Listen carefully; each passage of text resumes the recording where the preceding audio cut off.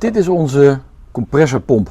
Oplaadbaar en heel eenvoudig voor nagenoeg alle opblaasbare tenten, bustenten of wat dan ook. Alleen voor de tenten die tot 6 psi opgeblazen worden, dus niet voor klein speelgoed.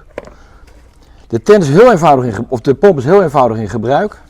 Je schroeft hem op het ventiel van de tent, die een diameter kan hebben tot 22,5 diameter. Dat is eigenlijk het ventiel die bij de meeste opblaastenten zit.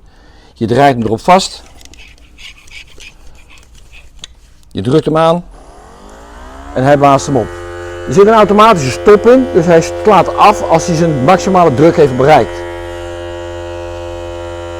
Nu zijn pompen. Bovenop heb je een indicator hoeveel stroom er nog in zit. Maar als hij helemaal vol is, kan je de tent 4-5 keer opblazen. Dat is geen enkel probleem. A few moments later. En klaar. Draai voorzichtig los. Dopje erop. En klaar. Subscribe for more videos or go to eurotrail.info.